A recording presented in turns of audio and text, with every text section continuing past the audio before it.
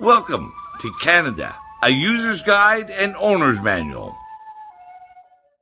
Many people want to fix this broken down machine called government. So join with me every week as we create an owner's manual to help people understand what these parts are, how they're supposed to fit together, and how to troubleshoot, maintain, and fix this broken down machine.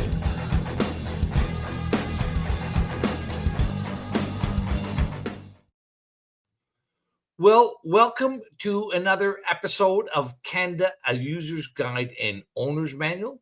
This week, we're going to have an episode on what is a Canadian and should we become American? It's sort of been in the news a little bit lately. But before we start off this lively conversation with my daughter, Chelsea, we're going to play a little Canadiana vignette, something from our earlier days to remind the audience maybe what it is to be a Canadian, and we won't be dancing lightly around this subject.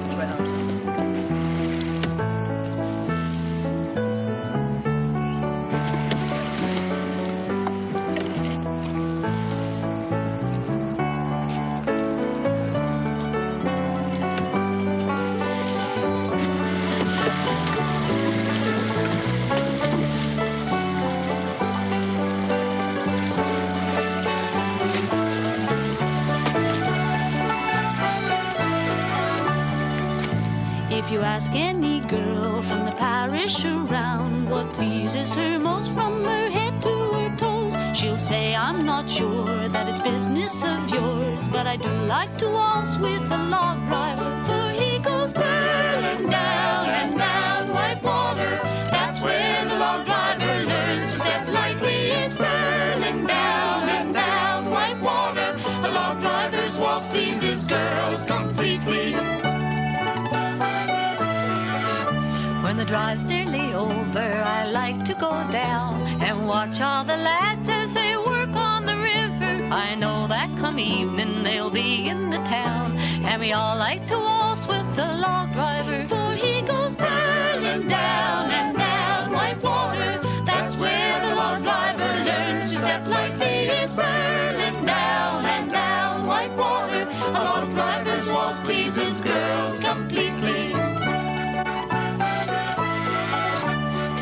Both my parents I've had to give way and dance with the doctors and merchants and lawyers. Their manners are fine, but their feet are of clay, for there's none with the style of my log driver, for he goes burling down and down Whitewater. That's where the log driver learns to step lightly. It's burling down and down Whitewater. A log driver's waltz pleases girls completely.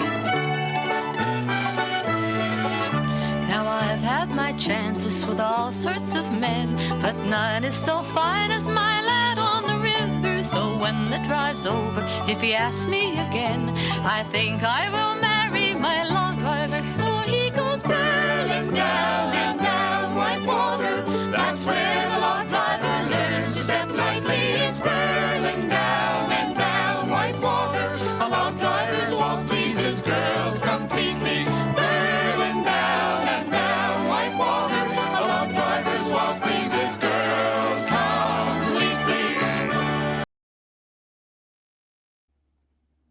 Well, and that was sung by another couple of great Canadians, Kate and Anna McGarrigle. And before we start in, I'll just remind everybody, if you have any questions for the show, send them to randyhilliard.com. If you'd like to support and help the production of this show, you can go to nomorolockdowns.ca to help support the show. Welcome, Chelsea, to the show. Hi. So we are talking about Canadian identity, and it's actually something that you and I have been speaking about for quite a while now, and sort of getting philosophical about and mulling over, even prior to Trump musing about Canada becoming the 51st state. And so it feels very timely to have this conversation, and also very timely to have an excellent reminder that, there is something called a Canadian. There is a country called Canada, and that we actually have an amazing history and story to tell. And, just watching that video, I have to say, because I live about 6 hours north of you, I drive down Highway 7 to get back to where I live. Yeah. And, I'm passing where the log drivers were. And it honestly, every time I look at the river, and I just it reminds me of the log driver's waltz, it reminds me of Big Joe Muffraw as I'm going through Mattawa, and I'm even getting a little bit misty right now. There is a deep, rich history that this country has, that I think is worth preserving, that I think has been really forgotten by most people who live in this country. I agree. Canada does have one of the richest heritages and cultures known, but it's largely forgotten. It's not taught. It's poorly understood by most Canadians. And I would say, we've been talking about this for decades, you and I, about this Canadian identity and how it has been destroyed over these decades with these immature or elementary views that most people can only identify a Canadian as not being an American. Hell, even our Sox Trudeau has trouble identifying or articulating what a Canadian is other than not American. And then, of course, we see this completely outrageous view now that all these politicians who cannot identify what a Canadian is, or say that there is no such thing as a Canadian identity, want to defend it.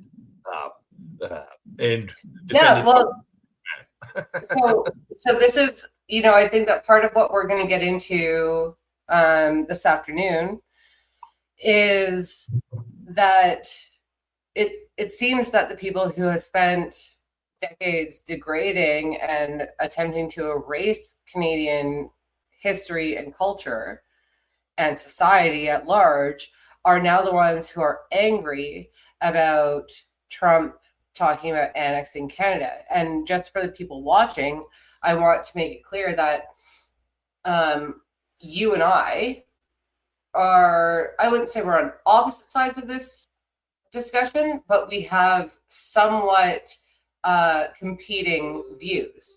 Yeah, we're not on the same page. Yeah, myself as a mother of young children, yep, which is really what guides everything that I do. I don't see a great future for my children in Canada. I see a better future for them if we were to become American. And so, but I certainly want to have this conversation with you because I love Canada. I love this country. I love our art, our writing, our culture. I love this country. Yeah. So it's degraded to the point where I don't see a future here for my kids. Yeah. So my view is a little bit nuanced in that I think, of course, there could be some very significant short-term benefits for many Canadians with this proposal, but I think there'd be far worse long-term consequences for the proposal. And I think it's also this is happening because of this vacuum that has been created about our identity. And we've got a few years in between us. And my growing up in this country was very different than yours, and for many young people. And and I think I start here. Like the Canadian identity when I was young was Canadians were very proud of our determination, our endurance, our self-reliance. But unlike our brethren and cousins in the United States, we were less exuberant in our patriotism, and we were more humble than our cousins to the south. We were also many of us have obviously a lengthy, long-time connection to the United Kingdom, but Canadians were not so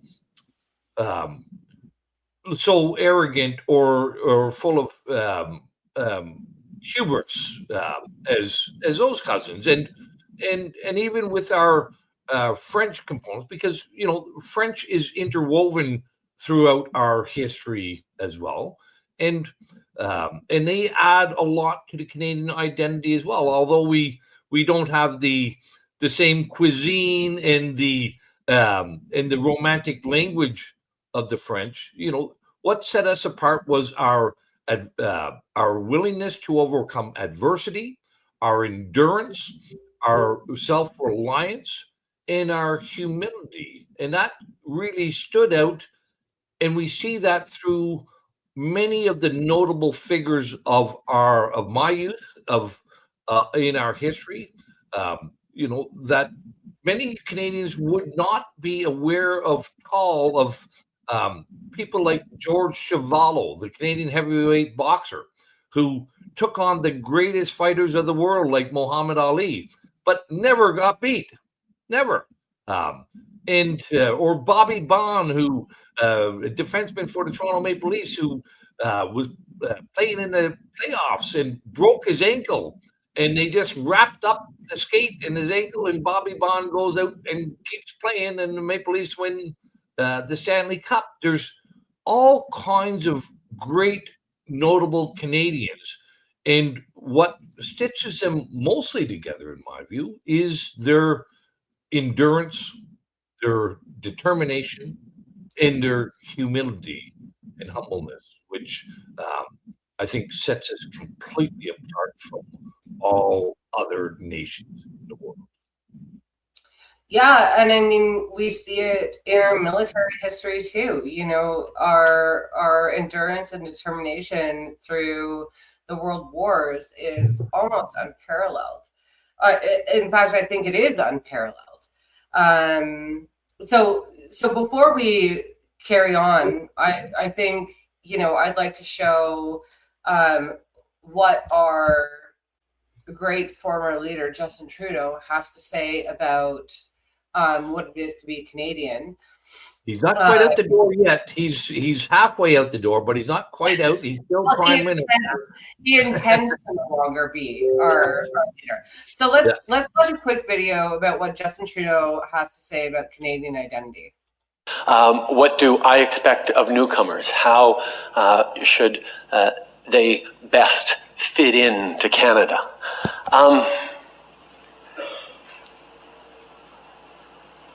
Every few years, Canada has gone through moments of crisis of identity. Who are we? What are we? What is the Canadian identity? And once you set aside the easy, well, we're not Americans, it has become difficult.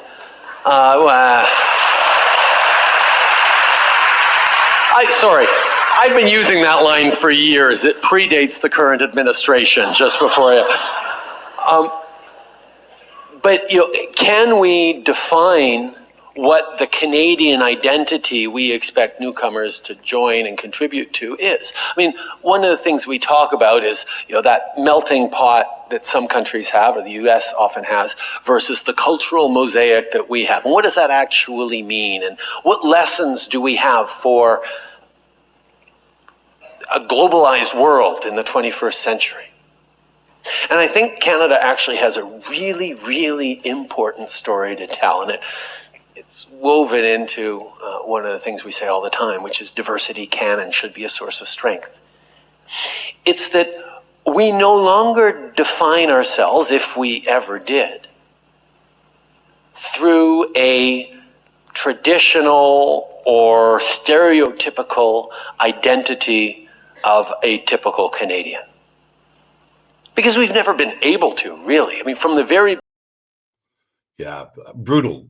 Like, this is the leader of our country who says we've never been able to define what a Canadian is. There's so much of that clip that makes my blood boil with politicians in Canada today. He might not know what a Canadian is, but I certainly bloody well know what a Canadian is. And you know what? Like, the thing about Trudeau is that, like, I hesitate to give him any credit here, but his family has been here in this country for 400 years. Yeah. They have a long, storied history in this nation. And, part of it is French Canadian history, part of it is Scottish Canadian history.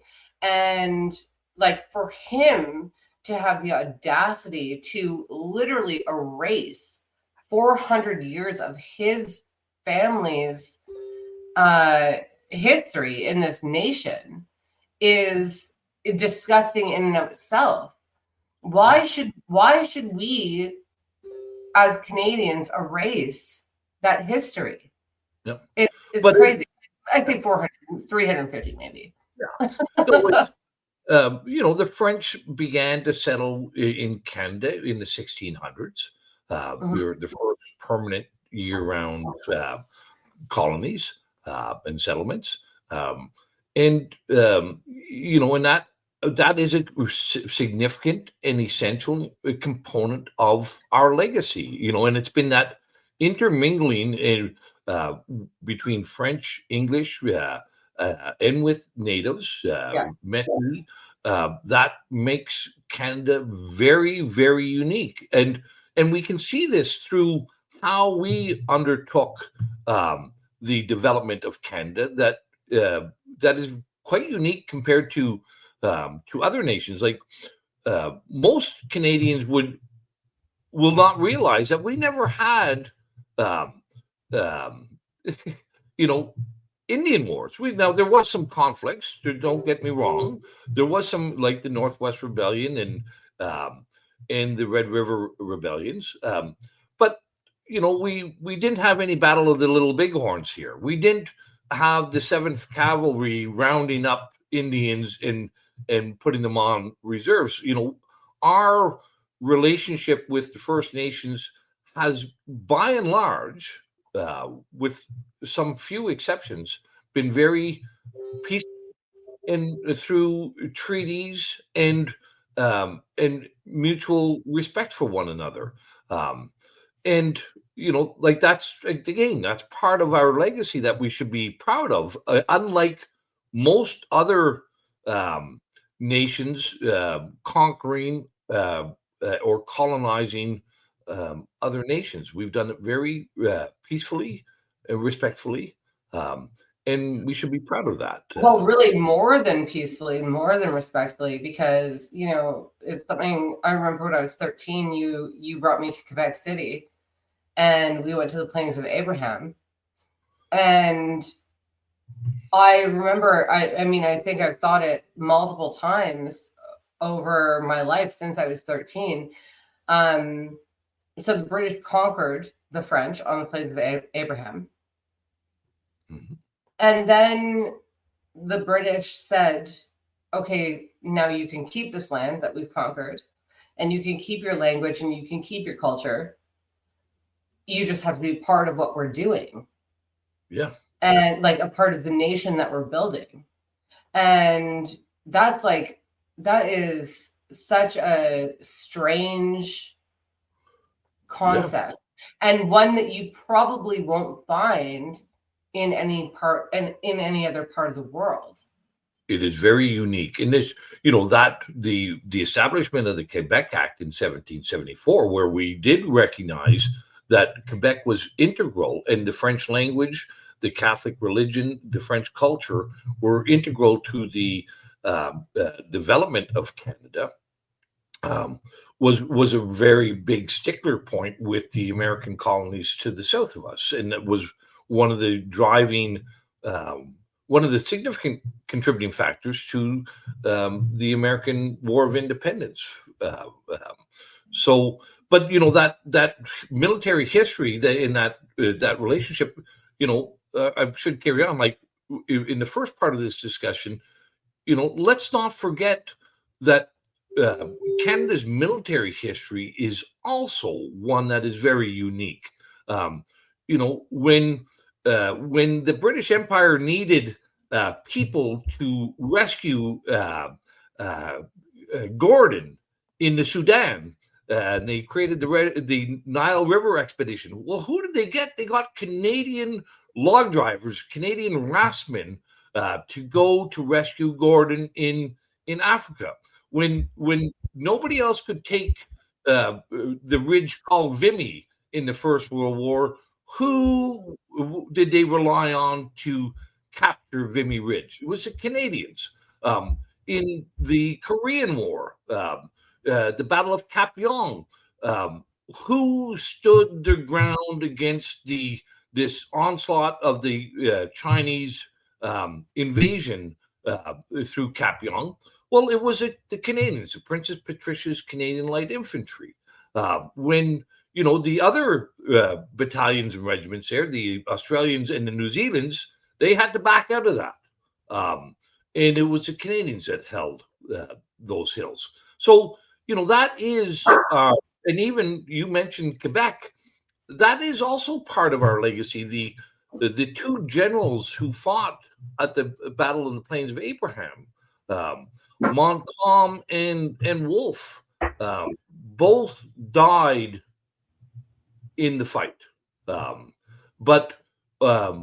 there's monuments to both. It wasn't.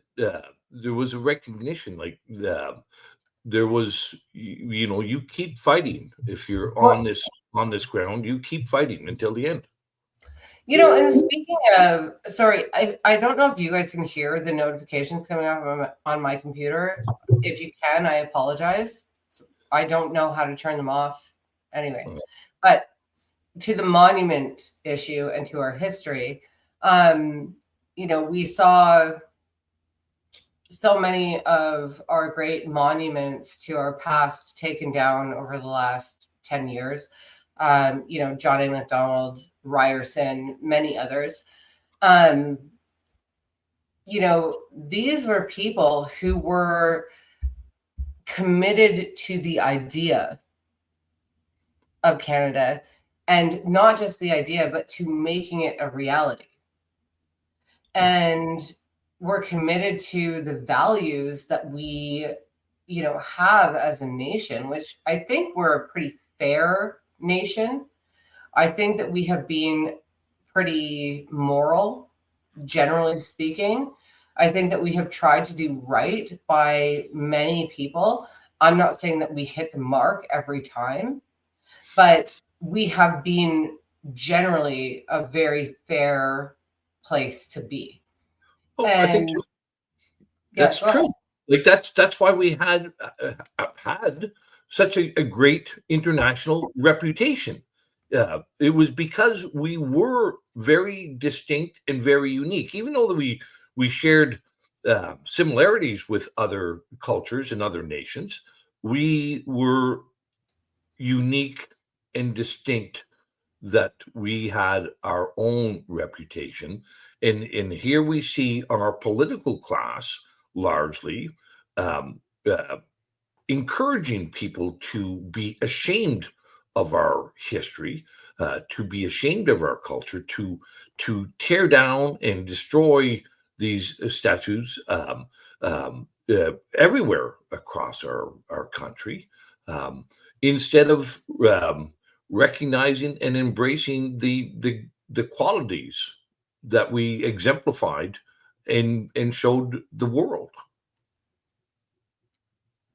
Yeah. So, I mean, I have so much to say about this. Well, let me add one thing here. Yes. So, we see people like Trudeau now saying that there is no Canadian identity, and questioning if there ever was a Canadian identity.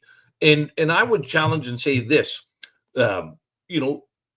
Canada, and I should also add this, like, just as an add-on to our relationship with our First Nations, many, many names, place names in Canada are derived from the native language. Indeed, our capital, Ottawa, or Toronto. Mississauga, or even the name Canada. Yes. These are all in recognition of this unique relationship and respectful relationship with our First Nations. But let me go on. Like when the first settlers and explorers and adventurers came to Canada, not largely they were from the United Kingdom, Ireland, Scotland, and England, and there was no freebies. They got some free land if they could sustain themselves, if they could create a livelihood and shelter for their families. Then they would be granted a parcel of land. But and hundreds and thousands and indeed millions of people came to Canada under those arrangements. Not all of them stayed. Many of them found that our climate was too harsh. Our geography and terrain was, the soils were thin, rocky, and not all of them could persevere and become prosperous in this harsh land. And many of them left and went to the United States, where the climate was a little bit warmer and a little bit nicer. The soils were richer and deeper, and it was easier to be prosperous. The ones who remained and stayed were the ones who overcame these adversities and the hardships. And I think this is one of the great failings of our immigration system of late, was that now we're bringing in immigrants and coddling them. We're treating them exactly 180 degrees opposite of what a real Canadian is. Okay, this is something that you and I have been talking about over the last few weeks or couple months, maybe. I've been talking about how America defines itself with one word, and that word is freedom. I spoke to a friend of mine who is Dutch, who moved here many years ago, but as an adult. And I asked him what he thought his word was for the Netherlands, which is a country that I've lived in. And he said entrepreneurship. And he gave lots of examples of how the Dutch overcame through entrepreneurship the devastation after World War II. And so I've been sort of doing this thought exercise with a lot of people over the last little while about what like, does Canada have a word? And for me, I've come up with the word resilience. resiliency. We have historically and still to this day been able to overcome. And I know that I've told you this. There's sort of, I think Canada is sort of it's a contradiction in and of itself. There's sort of like our greatest strength is our greatest weakness sort of thing in Canada. And we, like, to the point where we are so resilient that we have been able to wake up every day and put our feet in front of one another and go to work and do what we need to do for the last 10 years under the thumb of Justin Trudeau and his terrible policies for this country. Like, we are so resilient that we can even make it through this. Yeah. I think resilience is a good word. I think it complements and gives meaning to these other words like overcoming adversity, not getting knocked down, and if you do get knocked down, getting back up. That you learn to thrive in the environment that you're in, and not whine and complain about the environment that you're in. But you also try to take advantage of things and make it better. So making it better, I mean, so I think that's actually a good lead in to, you know, Canada and Canadians have actually had a massive global impact in the last few years. You know, the greatest example of that is the trucker convoy or the freedom convoy, whatever you want to call it. And, you know, of all the people in the world, for the Canadians to be the ones to rise up when we are generally a compliant and obedient bunch of people. Well, that's what we're told. Right. For us to be the ones to rise up and then start a global movement of truckers and farmers throughout the West, that's pretty amazing. Do you want to play a clip? Listen, okay. You can say easily that the truckers convoy was a blue collar protest.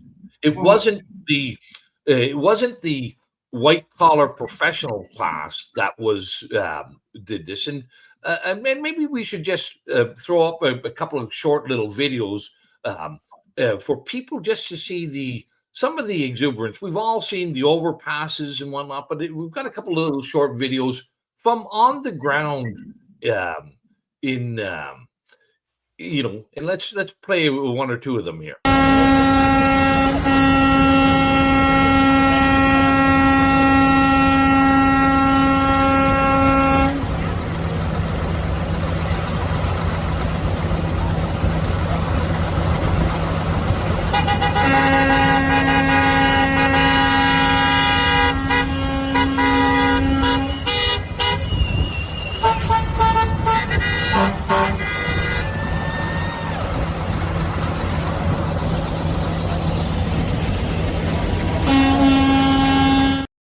And I want to play one more because, you know, a lot of people think, like, I don't want to dismiss or diminish how the role of truckers, but it was all kinds of people. And I think this little next clip helps show that again. With you saw in the first clip people with their flags on a cold, wintry day. Let's take a look at another.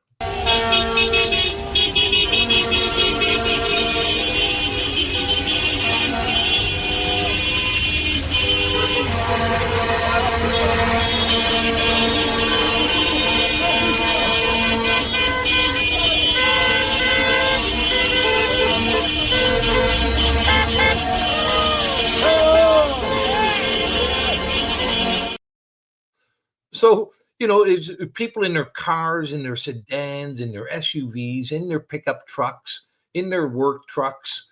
But to your point, Chelsea, like, people might want to ask themselves, COVID and the lockdowns and the mandates and the jabs, were universal throughout the Western civilized world. And why is it that the protest that broke that camel's back happened in the coldest climate of any of those countries? How was it that it was Canadians who slept out in their rigs and in their cars and in their tents for 3 weeks in the coldest environment of any of the countries experiencing the lockdowns and the COVID madness? And well, again, that speaks to what you just said, that resilience. It speaks to the endurance, the perseverance. It speaks from the legacy of our forefathers, and our that we will overcome whatever it is that is facing us. And Canada showed the world. And can you imagine if there wasn't such a group of people in such a country called Canada? Would we still be in the COVID lockdowns? Well, and you know what, the COVID mandates? Yeah, and it's so it's so on point with our not that was at all militarized. Of course, it wasn't. But it's very on par with our military history of people showing up. So I actually had this conversation with someone the other day, and I might have told you about it already. So prior to World War I, we really didn't have any kind of strong military. And same with prior to World War II. And then the world wars were declared, and in each instance, people from across, men mostly from across our entire nation, decided that they had a duty to fight for this country and fight for the ideals and beliefs of, sort of the Western world. And so they left their jobs, their families, they left everything to go and fight with really no training or anything like that, and I really sort of feel that there is also this part of the Canadian identity, which is this idea of duty. And we saw the same thing during the trucker convoy, which is there was no central organization for the trucker convoy. Mm-hmm. People from all across the country, from all different walks of life, completely disparate communities, that really don't have anything to do with each other, decided that it was their duty to come and fight for this nation. And so I sort of see that thread through all of these really momentous parts of our history. And I think the trucker convoy really is a modern day way of explaining that to people. No one forced these people to do this. No one paid them to do it. No one even asked them to do it. And they did that great cost to themselves, right. Great consequences, and they still did it, and they did it in every fashion and availability of how their capacity and their resources would allow. Some people lined the overpasses and the highways. Other people brought food and supplies to the various camps and provided fuel, and others, drove from Vancouver Island and from Newfoundland and parked their rigs for 3 weeks, and from everywhere in between. It's very impressive. Yeah. Especially considering we saw protests break out after the trucker convoy, in France and in the Netherlands and, places in Europe. But to drive your tractor from Lissa to Amsterdam is not much. Yeah. But your 18-wheeler from British Columbia to Ottawa is massive. Yeah. Like, I really think that there's something to this, like this idea of being resilient. Yeah. That speaks to it. And I think that the trucker convoy and our entire military history, and then just the history of us developing this nation is really quite impressive. Yeah. So let's just to finish off, I think, and remember, it was all very peaceful. It was all, there was no violence. It was full of exuberance and enjoyment and exhilaration. And also it showed the charitable aspects of our culture as well.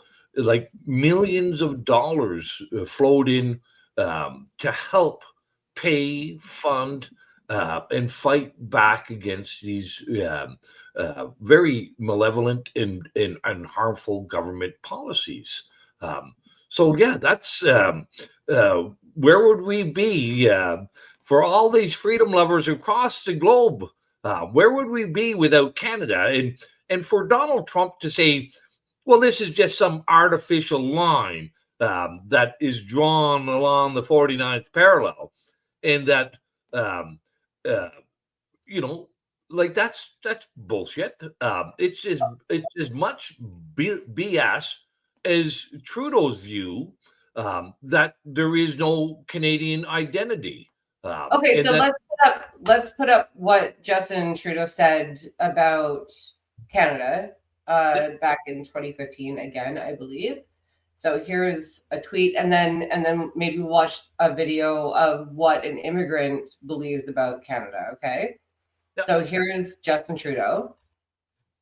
So it says, Canada, he claimed, there are shared values, openness, respect, compassion, willingness to work hard, to be there for each other, to search for equality and justice. Those qualities are what make us the first post-national state. Yeah. Are they the things that make us the first post-national state, or are those some of the qualities that make us Canada? That's right. Yeah. No, this is another one where he's just being fabricating a lie, fabricating a falsehood, and putting a false conclusion to the first part of the statement. But yeah, we are.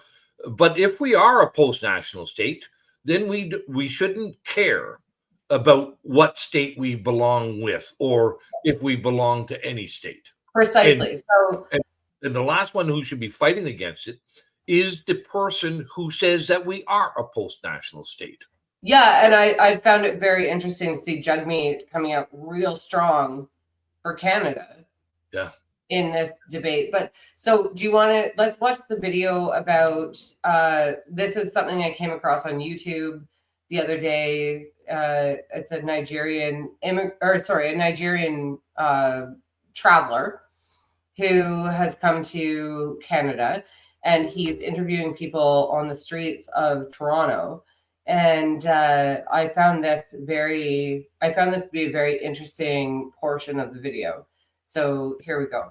Saw people of different ethnicities from all over the world having one event or another, which pointed to Toronto's incredible cultural diversity. Currently, I'm in the middle of the square, and there's a big Indian event happening at the moment.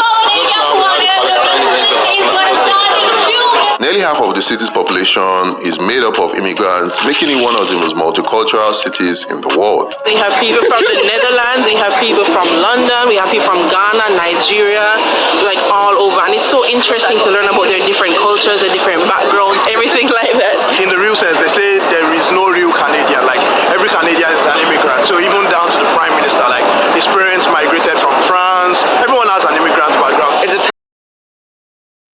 Yeah. Amazing that here's somebody traveling to Canada and says there is no real identity as Canadian. He's bought the hook, line, and sinker of the post-national left wokists. But where in that video do you see anything that resembles Canadians? like, we and saw what Canada is as a country. Like in that video, you see an Indian street party, you see a Palestinian protest, and you see him interviewing immigrants and tourists from other nations. At no point in that do you ever, and in fact, if you watch the entire thing, which I did, at no point does he ever speak to someone who was born in Canada. Yeah. So what, Well, like, this is what's being created. This this false idea that there's no such thing as a Canadian. And that can only have agency. It can only have traction for those who are without knowledge of our history, without knowledge of our heritage. Like if you are an empty vessel and you don't have any of your own knowledge about Canada, then those false ideas can take root and populate your mind. And but it's, and it has been part of our education system as well. For many decades, we have been very much downplaying our Canadian culture, our Canadian history. And I would say, most Canadians will know American culture and in American history far better than they will know ours, because of the lack of our public education in this matter, but also the overwhelming social, technical, advancement of American culture. But most Canadians will not have any idea of A.Y. Jackson, Tom Thompson, and the Group of Seven. Like great Canadian painters. We'll have a lot of Canadians won't even know Stompin' Tom Connors. Like the epitome of the zenith of a Canadian artist who devoted his entire career to writing and singing songs of Canada. Even I live in Sudbury, and which I believed until I moved here was the mecca of like Stompin' Tom. And it turns out that the only song that anyone here knows is Sudbury Saturday Night. They've never heard of the song Canada or The Man in the Moon is a Doofy, or The Man in the Moon is a Newfie, or of Big Joe Muffra or whatever. Like they've never heard of any of them. They won't even know the quintessential song that was played on CBC Saturday nights, hockey night in Canada for decades. The hockey song was by Stompin' Tom. Yeah. So it's and whether it's art, whether it's here's another great one. Like probably one of my favorite literature authors is Stephen Leacock. Of course. And few Canadians will have ever heard about Stephen Leacock. But in my youth, like Stephen Leacock was required reading. Everybody knew who Stephen Leacock was. And his Sunshine Sketches of a Little Town, Sketches of a Little Town, about Aurelia. That's what it's about. But there's so many more. We've got the best art. I don't care what anyone says. We have the best music and the best literature across the board. No, and I'll tell you, as a person who studied English literature in university, my English literature professors should be marching in the streets right now about what's going on. So let's get into what's going on. We've got about 10 minutes left to get this inside of an hour. Let's get into briefly what's going on with Donald Trump, Canada. Where do we disagree? Where do we agree? and what can be done about it? So listen, I think the long term, like I can understand why many Canadians feel that this is a quick fix to what ails us. That Yes. that it's an improvement. There are some. Obviously, there's some elements of the American system that are better than ours. Or I think the First and Second Amendment, sure, are clear examples. And I will say this to you just before you go on. One of the big issues that I see is that every time we have tried to improve the system that we had in place prior, we don't amend, we replace. So we had the British North America Act, then we had the Bill of Rights, and then we had the Canadian Charter of Rights and Freedoms. And with each one, we have lost our rights. And there have been, it's been like tinkered with. So they get rid of the one that came before, and then they say, okay, let's figure out how we can do this in a way that takes away people's rights more. And the Americans, in fact, just have a very straightforward constitution, and then they amend the Constitution, but it can't contradict the rights that are put in there. So we can amend our Constitution the same way. But we haven't. We haven't, and I think But I would also I don't put the problems that we're facing so much on the actual letters and the written words in our laws as compared to the quality and the caliber of the people and the institutions upholding those laws. Well, which are all set. So yeah. And I would say, Canada, the United States experienced much the same problems as we did during COVID. And their constitution was not doing much to protect them. That's when true.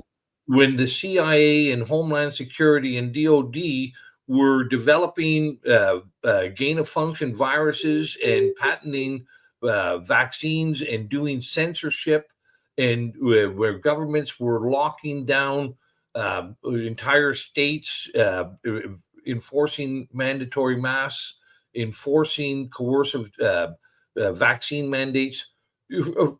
Where the states were somewhat better was there was a couple of jurisdictions that were able to fight back more effectively, like Florida, like Texas. There was South Dakota.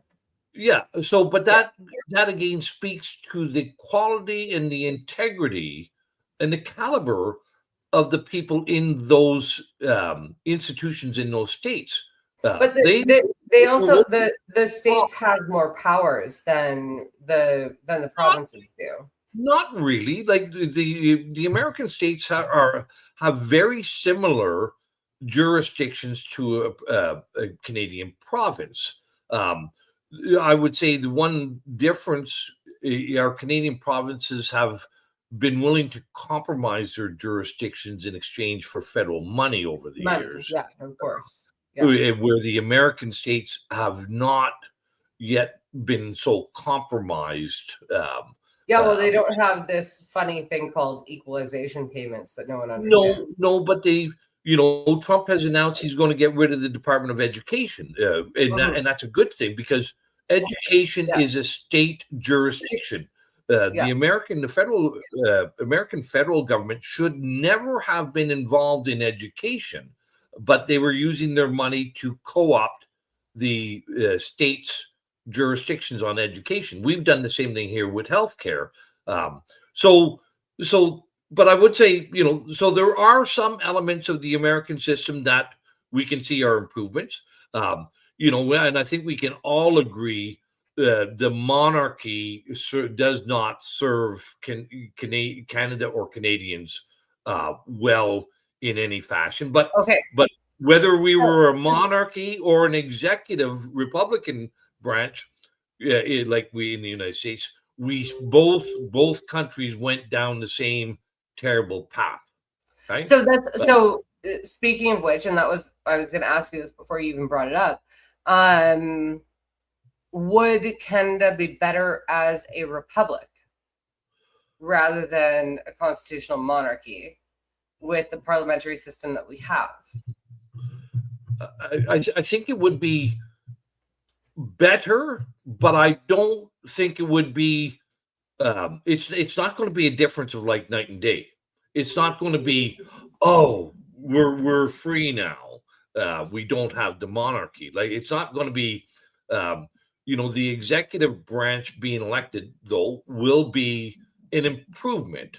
At least we can, we have no way of getting rid of King Charlie and his influence in the system until he dies.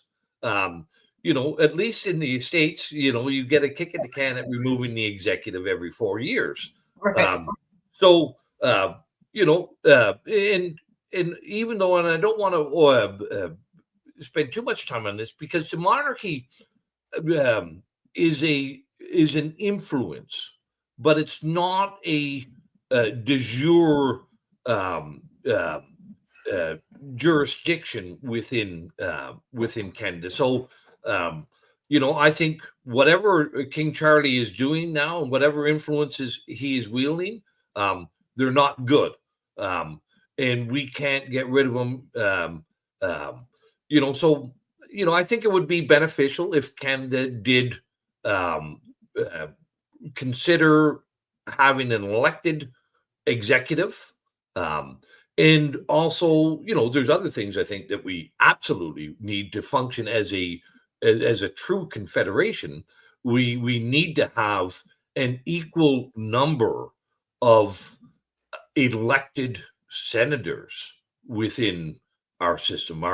The bicameral system we have of unelected and disproportionate number of senators from different provinces is it's a complete it's kind of fascinating. It seems to be that the less senators you have appointed to your province, the more money leaves your province and comes to Ontario, Quebec, and the eastern provinces. I think we can say that the way Confederation was set up and how it has evolved has been very beneficial to Ontario and Quebec, and very much less so for the Maritimes and the Western provinces. Clearly, Ontario and Quebec are the beneficiaries of Confederation. Yes. Okay, so we've got. I want to keep this within an hour. So I am sort of an intermediary here. I kind of want to become part of the United States. I would love to be able to move to Wyoming and live in the wilderness and just have my 1A, 2A. What's your argument, your closing argument for why we should reject the proposal from Trump and we should absolutely fight to stay our own sovereign nation? Well, listen, I think first off, any administrative unit, the bigger the administrative unit is, the less influential people are within it. So if we think of this back to many people in Canada are going to understand the word amalgamation. We've gone through amalgamation of our school boards, amalgamations of our rural townships and our cities. And amalgamations are always sold to people as it will save you money, it'll be more efficient, and you'll have a better government. Nobody has ever seen better government through a larger administrative unit. The corollary of we never see efficiencies. We never see improved representation, but we see greater costs and greater and more distance placed between the elected representatives and the electors. So, most Canadians have very little influence in Ottawa today. Think of how little influence the Canadian person is going to have in Washington tomorrow. If you think your government today is far removed and not listening to you, it's not going to get any better when that government is in Washington.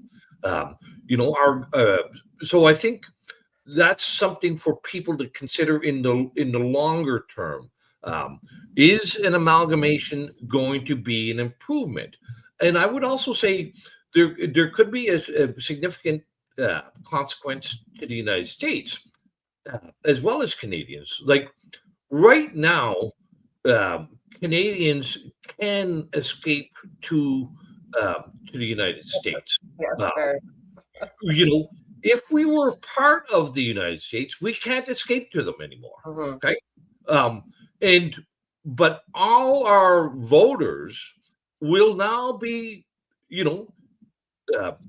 would be part of the electoral system, and how that would all come to be, we don't know.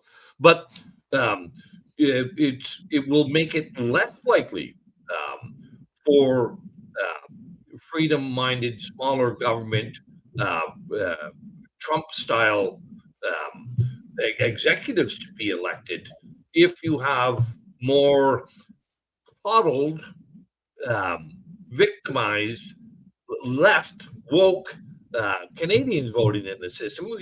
Like that's what we get here. So do we actually want to take away our ability to escape? And do we want to potentially facilitate the United States becoming an even worse left woke Democrat country? So I put those thoughts out. We have big problems in Canada, and I believe they're cultural problems that we have to fix. Our cultural problems are not going to be fixed, in my view, if just by joining the United States. No, and I agree with you, and I think that's like why we were having this conversation to begin with. Like, what is it to be a Canadian? What does being Canadian mean? Like, how can we get back to, what like our amazing, incredible, resilient, strong roots as a people and a nation? How do we recover like the pride, and I don't mean the sinful pride, like the pride that we should have in what our forefathers built for us here? Because for all intents and purposes, no one should be living here. Like really, I mean, I'm looking at my window right now. I live on a rock. I live on a rock face. Yeah. And this entire city that I live in is just rock. Yeah. Behind me, in my background, that's Spread Eagle, Newfoundland. No one, for all intents and purposes, should live there. And it's just rock, and you can't grow anything, and you can't do anything. All you can do is fish, and then they shut down the fishing and the whaling. And that's sort of the story of this nation. So we what do we how do we reclaim that? Well, I think first off, just by talking about it and encouraging people to actually become knowledgeable and proud of what we have accomplished in this nation, and for those who are the naysayers and whatnot, counter them with actual facts, whenever we have a prime minister who says we're going to lower our flags at half-mast for a year because our shameful history, he should be taken out to the woodshed. And really, like, which, that's a great lead-in for the next video that we should do, which is about the reservations and the indigenous in this country. I would love to do a video. Like, that's a great lead-in. I think we're at a minute 5, Dad. If you want to, have we covered, like, so I would caution, cover. Yeah, I would caution people to, and I guess I would add one other thing, that people may be not considering with these musings of Trump. And as you know, I have been a big Trump supporter. I think he is key to ending the predatory deep state in the U.S. Or at least that was my hope and my expectation. But globalism. What I think we can all say, for all the people who opposed to COVID mandates, they saw that underneath the mandates, or what was motivating the mandates, was these ideas of globalism, the idea of one world government, and the loss of national identities in nation states. And I would say to them all, like, Trump's musings of taking over Greenland, taking over Canada, is that not just a step towards globalism? Is it not what we were fighting about during COVID, about having a lack of representation, having the lack of the ability to escape the oppression of government? So, I'm not really sure what's underlying Trump's recent changes, and I see them as fundamental changes from his view of dealing with the domestic problems in the United States, with these ideas of taking Panama, Greenland, and Canada.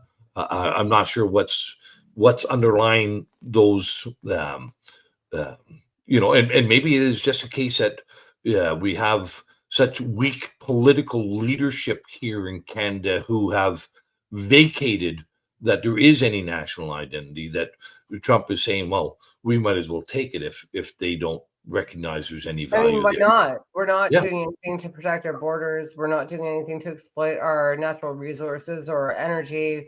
We're like, as a nation, we really aren't doing anything to build this country. And so, like, I like, my personal feeling about it is that if I were Trump, I would be saying the same thing. Yeah. Like, we are a wealth of resources. But you know what? So as we wrap up, I think that really, like, we wanted to get into this conversation about this idea of Canada being annexed or becoming the 51st state or being bought or whatever. But I think that really, even though you and I somewhat disagree on the way forward, you and I both agree that Canada is an amazing country. Canadians are amazing people, and that there is something worth preserving here. Absolutely. And I would like to leave people with that thought, that it is worth preserving what we have, and it's worth fighting for, and it's worth fixing. And I think that's it for people who want to fix what's wrong with Canada.